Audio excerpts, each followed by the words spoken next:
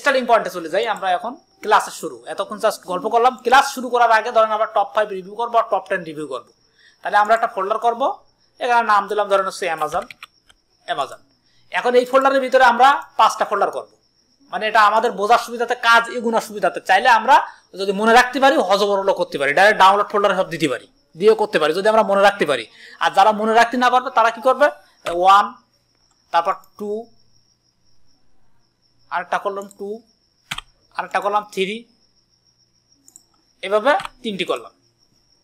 এখন আমি প্রথম যে প্রোডাক্টটা, সেই প্রোডাক্টের যে ফটোগুলো বা রিসোর্সগুলো আছে এই ফোল্ডারে রাখলাম, দ্বিতীয়টা রিসোর্স এই ফোল্ডারে রাখলাম, তৃতীয়টা রিসোর্স এই ফোল্ডারে রাখলাম, চতুর্থটা রিসোর্স চতুর্থ ফোল্ডারে রাখলাম, পঞ্চমটা রিসোর্স পঞ্চম ফোল্ডারে। রিসোর্স কি কি? রিসোর্স হচ্ছে তার ফটো থাকতে পারে, তার কোনো একটা টেক্সট গুগল থেকে নিতে পারি, তার একটা ভিডিও থাকতে পারে। এই যে প্রোডাক্টটা 1 নম্বর প্রোডাক্টটা ধরেন আমি রিভিউ করতে, তাহলে 1 নম্বর প্রোডাক্টের জন্য একটা অডিও ভয়েস দিছি না আমি, সেই ভয়েসটা 1 নম্বর প্রোডাক্টের জন্য আমি রিভিউর জন্য এটা গুগল থেকে বা যেখান থেকেও আমরা রিসোর্সগুলো কালেকশন করছি, বা যে আর্টিকেলটা মানে স্ক্রিপ্টটা, সেই স্ক্রিপ্টের টেক্সটটা এর ভিতরে রেখে দিলাম। তাহলে আমার কি হলো, পরবর্তীতে যখন আমি সিমিলার প্রোডাক্টের ভিডিও বানাবো বা পরবর্তীতে যখন আরেকটা ভিডিও বানাবো, তার ভিতরে আমি এই রিসোর্স দিয়ে আমার আরেকটা ভিডিও হয়ে যাবে। যেমন 4টি আমি ইউনিক ভিডিও নিলাম, এখান থেকে একটা ওর ভিতরে ঝুলিয়ে দিলাম, তাহলে কি আমার 5টা হয়ে গেল। তাহলে সেম প্রোডাক্টটা কিন্তু আমি ওখানে ঢোকাতে পারলাম। উদাহরণস্বরূপ মনে করেন আমার একটা প্রোডাক্ট সেল হচ্ছে ভালো, এবং সেই প্রোডাক্টটার একটা ভিডিও আছে ইউটিউবে, তাহলে কি আমার নতুন করে আবার একটা বানানোর দরকার আছে না ওই প্রোডাক্টের ভিডিও? বা একটা ভিডিও আমার র্যাঙ্কে গেছে যেখানে 5টা প্রোডাক্ট আছে, যে 5টা প্রোডাক্টের ভিতরে একটা প্রোডাক্ট সেল হচ্ছে, আমি চাচ্ছি এই প্রোডাক্টটার জন্য আমি আবার একটা রিভিউ দেবো। তাহলে আমার যে রিসোর্স থাকবে, এই রিসোর্স নিয়ে যেন আমি আবার কাজে লাগাতে পারি, আমার জন্য রিসোর্স আবার সংগ্রহ করা না লাগে। এইভাবে যখন মনে করেন আপনার 50টা ভিডিও রিসোর্স আপনি কালেকশন করতে পারবেন, তখন দেখবেন যে ভিডিও বানাতে আপনার সময় লেগে দিচ্ছে আধা ঘন্টা। এখন এই গেল একটা। আর এই প্রোডাক্টগুলো যখন আপনি আলাদা আলাদা করবেন, তখন হচ্ছে আপনার একটা মনে রাখতে সুবিধা হবে। এই ফোল্ডারের জায়গায় আপনি 1 নম্বরে নাম লিখে রাখতে পারেন, যেমন এখানে আপনি লিখে রাখতে পারেন হেডফোন।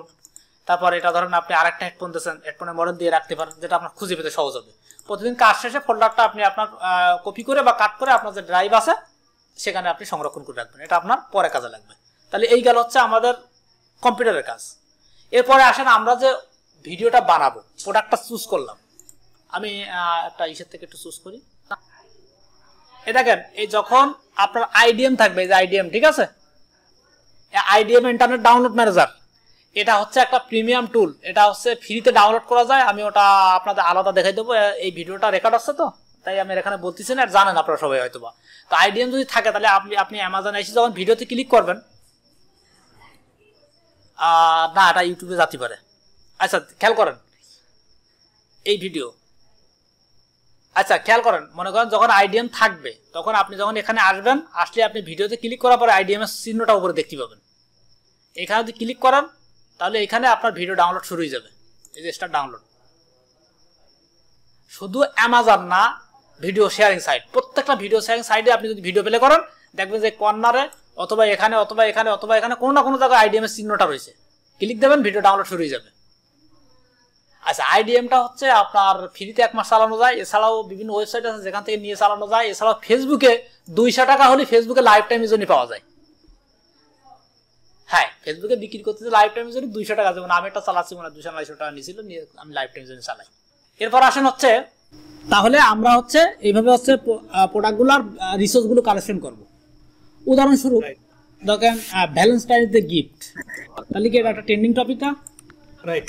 এখন ট্রেন্ডিং টপিক সম্পর্কে মোটামুটি নিজের একটু নলেজ থাকতে হবে, যে আমার এখন ট্রেন্ডিং টপিক চলে বা আসতেছে, ঠিক আছে। এগুলা মনে করেন যে এগুলো নিয়ে কাজ করা যায়। যেমন এটা লিখে যদি আমি এখন অ্যামাজনে সার্চ করি, তাহলে আমি অনেক প্রোডাক্ট পাবো এই রিলেটেড। এই গিফটগুলা দেওয়া যায় এই রিলেটেড। এই জুয়েলারি গিফট, আমি ডাইরেক্ট গিফট লিখি, জুয়েলারি বাদ দিয়ে ডাইরেক্ট গিফট লিখি, দেখি কি আসে।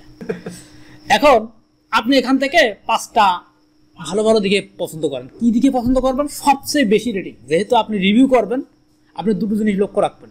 1 নম্বর হচ্ছে রিভিউ বেশি থাকবে, 2 নম্বরে প্রোডাক্টের দাম যেন কম হয় অন্য প্রোডাক্টের তুলনায়, সিমিলার প্রোডাক্ট আর যেগুলো আছে সেগুলোর তুলনায়। আমি শর্ট রিসার্চ করতেছি, বড় ডিপলি রিসার্চে যাচ্ছি না, যেহেতু ভিডিও বানাবো তাই ডিপলি রিসার্চে যাচ্ছি না। আপনার জাস্ট 3টি জিনিস মাথায় রাখলে হবে। 1 নম্বরে প্রোডাক্টটা ভালো রিভিউ থাকবে, 2 নম্বর হচ্ছে আপনি যে প্রোডাক্টটা রিভিউ করতেছেন সেই প্রোডাক্টটার প্রাইস যেন ওই সিমিলার প্রোডাক্টের তুলনায় কম থাকে, আর এই যে রেটিং পরিমাণ বেশি, ঠিক আছে। আর যদি পারেন এই যেখানে বেস্ট সেল থাকে, বেস্ট সেলের ভিতরে যদি কোনো প্রোডাক্ট থাকে, যেমন এটা 61,000, এই জাতীয় প্রোডাক্ট যদি হয় আপনি সেটাই করতে পারেন, ঠিক আছে। তো উদাহরণস্বরূপ ধরেন এই ডায়েরি, এটা একটা ডায়েরি, তাহলে আমি যদি ভ্যালেন্টাইন ডে গিফটটা নিয়ে কাজ করি, তাহলে আমার কি করতে হবে, এই ডায়েরি রিলেটেড 5টা ডায়েরি দিয়ে আমার একটা টাইটেল তৈরি করে নিতে হবে, Valentine day top 5 diary gift বা gift Valentine day gift idea. ঠিক আছে, এর ভিতরে আপনি 5টা ডায়েরি দিয়ে দেবেন। তাহলে এই 5টা ডায়েরির কি কি স্পেসিফিকেশন আছে এখানে লেখা আছে না,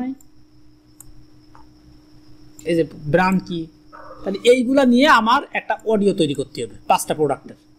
তো আমি হচ্ছে একটা প্রোডাক্ট নেই, ধরেন একটা জুয়েলারি প্রোডাক্ট নেই, আমি এখন এখানে আসলাম, আসার পর আমি ফার্স্টে একটা ফিল্টার করে নেবো। আমি কিন্তু এখানে আমার প্রোডাক্ট নেওয়ার সময় অবশ্যই আমি এখানে কিন্তু ইউএস সিলেক্ট করে দেবো। এই যে এখানে ক্লিক করে এখানে ইউএস এর একটা সিটি ধরবো, যেমন আমি এখানে ধরেন ইউএস এর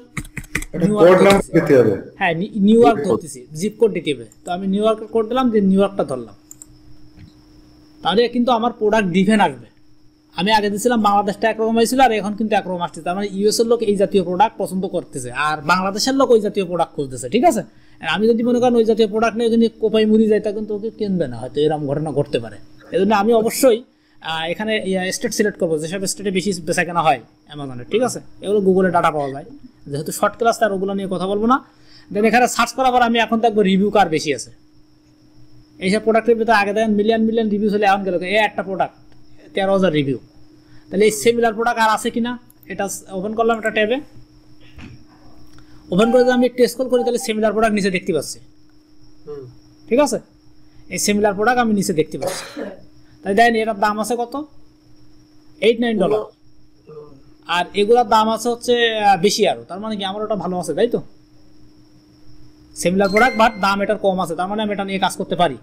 তাহলে আমার এখন কি করতে হবে, প্রথমে এই ফটোগুলো ডাউনলোড করতে হবে এবং এই ভিডিওটা ডাউনলোড করতে হবে। তো আমি ভিডিওতে ক্লিক করলাম, আমি এই দিয়ে আইডিএম দিয়ে এখান থেকে দেখেন আমার আগে দেখেছিল একরকম, এবার আরেক রকম দেখাচ্ছে। এখানে অনেকগুলো ভার্সন আছে, আমি এখান থেকে হচ্ছে সবচেয়ে ভালো ভার্সন যেটা MP4 ফাইল উপরেরটা ডাউনলোড দিলাম।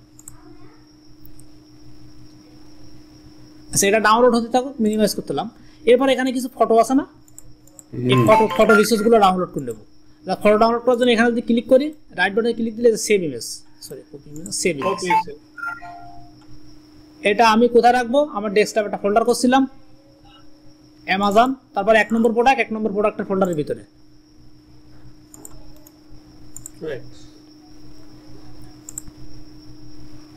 এই আমার 5টা ফটো হয়ে গেল।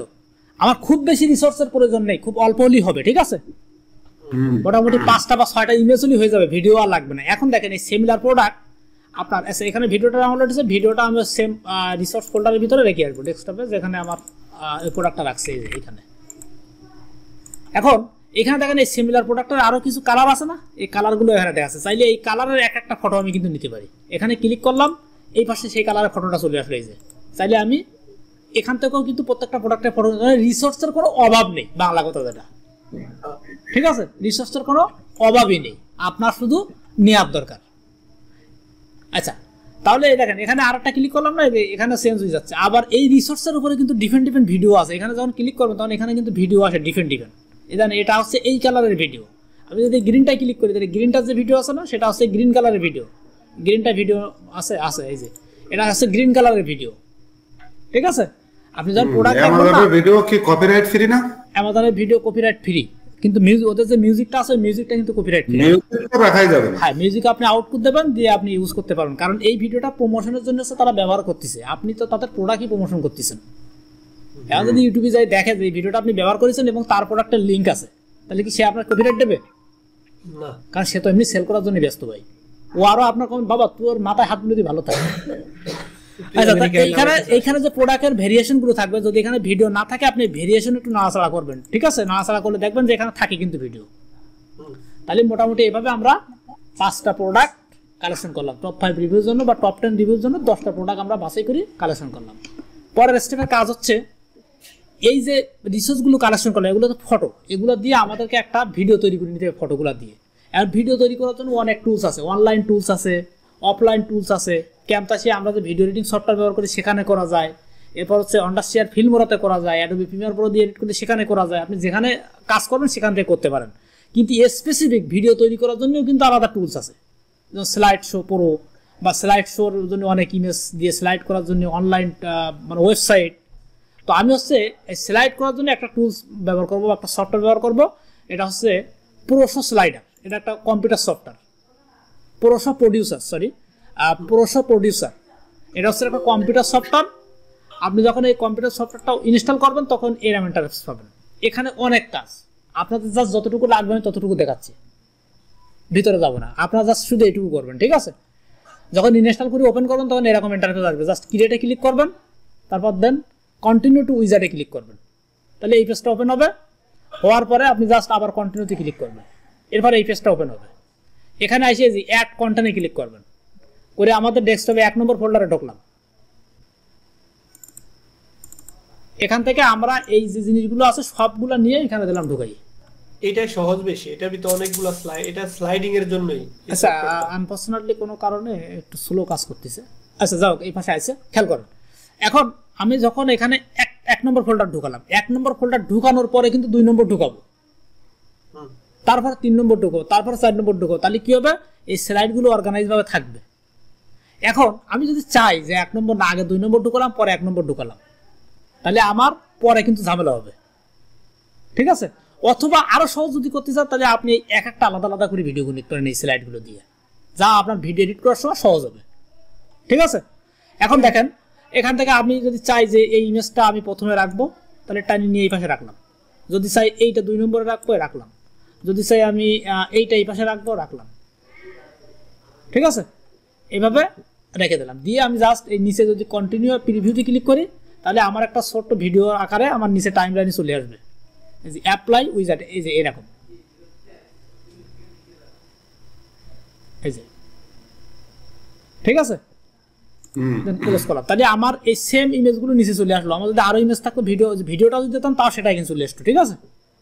এখন এই স্লাইড শোর এক একটা টাইম আছে হচ্ছে 1.24 সেকেন্ড, মানে এক একটা ইমেজ এসে 1.24 সেকেন্ড করে সামনে থাকবে। আপনি যদি চান সবগুলো কমিয়ে দেবেন, তাহলে এখানে কন্ট্রোল এ দিয়ে সব করা ইমেজ সিলেক্ট করে এখানে যদি 1.24 এর জায়গায় আপনি করে দেন হচ্ছে 1 সেকেন্ড, এই যে 1 সেকেন্ড করে হয়েছে, ঠিক আছে? 1 সেকেন্ড করে ডিউরেশন অনুযায়ী যতদূর হয়, এটা কিন্তু অটোমেটিক তৈরি হয়ে গেছে। এরপরের স্টেপের কাজ কি? এখানে আবার স্লাইডের কালার মালা সব চেঞ্জ করা যায়, বহুত কাজ আছে। চাইলে এখানে ফেলে অডিও নিয়ে এখানে ফেলে এডিটও করা যাবে, কিন্তু আমরা সে ঝামেলা গেলাম না। এখানে টাইম লাইন আছে, দেখেন টাইম লাইনে যদি ক্লিক করি তাহলে এই নিচে অডিও রাখার জায়গা আছে। আপনি যে অডিওটা বানাবেন বা আপনার ভয়েসটা দেবেন, আপনি ওই প্রোডাক্টের রিভিউ ভয়েস, সেটা চাইলে এখানে দিয়ে এডিট করতে পারবেন, এখানে কাটাকাট সব করা যাবে। কিন্তু আমরা সে ঝামেলা গেলাম না। আমরা কি করলাম, এখান থেকে স্লাইডটা নিয়ে এই যে পাবলিশ, তারপর হচ্ছে পাবলিশ শো, দেন এখান থেকে অনেকগুলো ফরম্যাট আছে, সিলেক্ট করবো হচ্ছে ভিডিও ফাইল। দেন পরের স্টেপে ভিডিও ফাইল দেওয়ার পরে এখানে 1080 থাকবে, বাই ডিফল্ট এইভাবে থাকবে। দেন ক্রিয়েটে ক্লিক করবো, তারপর বলবে তুমি ভিডিওটা কোথায় সেভ দিতে চাচ্ছ। তো আমার অ্যামাজনের এই ফোল্ডারের ভিতর দেবো, এখানে একটা নাম দেই P2V, মানে ফটো টু ভিডিও, দিয়ে জাস্ট আমি সেভে ক্লিক করলাম। এই আমার ভিডিও হচ্ছে রেন্ডার হচ্ছে, মানে আমার ইমেজ থেকে একটা ভিডিও তৈরি হচ্ছে। তো এটা যদি আপনার বেশি ফাইল হয় একটু সময় লাগে, তো এই জন্য আমরা এডিট করবো না। এডিট করার জন্য আমরা অন্য সফটওয়্যার ব্যবহার করবো। চাইলে অনলাইন টুল থেকেও আমরা এডিট করতে পারি, বাট কিন্তু আমরা হচ্ছে ক্যামতাসিয়া অথবা হচ্ছে অন্য কোনো ভিডিও এডিটিং সফটওয়্যার যেটা ভালো বোঝা সে সেটা দিয়ে করবে। আচ্ছা, এই স্লাইডটা যদি আমি ক্যামতাসিয়া দিয়ে করতাম বা অন্য কোনো টুল দিয়ে করতাম, এত স্মুথলি হতো না। এটা শুধুমাত্র এই সফটওয়্যারটা তৈরি হয়েছে ইমেজ থেকে স্লাইড করার জন্য, সুতরাং এখানে হিউজ ফিচার আছে। এখন এই সফটওয়্যারটা কোনে পাবেন? সফটওয়্যারটা ওই যে আইডিএম জানে পাইছেন, এই সফটওয়্যারটাও সেখানে আছে, রাইট? ঠিক আছে, ওটা বলা যাবে না, চাকরি থাকবে না। আচ্ছা, ভিডিও রেডি হয়ে গেলে ওকে লেখা আসবে, ঠিক আছে? ওকে ক্লিক করলাম, ভিডিও রেডি। এই সফটওয়্যারের কাজ নেই, ক্লোজ, ডোন্ট সেভ। তাহলে কি আমার এই অ্যামাজন ফোল্ডারের ভিতরে এখন আমার ফটো থেকে একটা ভিডিও তৈরি হয়েছে, এই যে, ঠিক আছে? তাহলে আবার এই একটা ভিডিও যেহেতু তৈরি হয়েছে, তাহলে এই ফটো তোমার দরকার নেই, না, ডিলিট দিয়ে আমার জাস্ট এই দুটো রিসোর্স থাকলে এনাফ। তো করলাম ডিলিট, আউট, এই দুটো রিসোর্স আমি রেখে দিলাম। নেক্সট স্টেপ, আমাদের ভিডিও তৈরি করার জন্য কি কি প্রয়োজন? ভিডিও তৈরি করার জন্য আমাদের ভিডিওর ফুটেজ প্রয়োজন। ফুটেজ আমাদের রেডি। আচ্ছা, ফুটেজটা কিন্তু আমরা পরে তৈরি করবো, বাট আমি ক্লাসের সুবিধাতে ফুটেজটা আগে দেখাইছি, ফুটেজটা আমরা শেষে তৈরি করবো।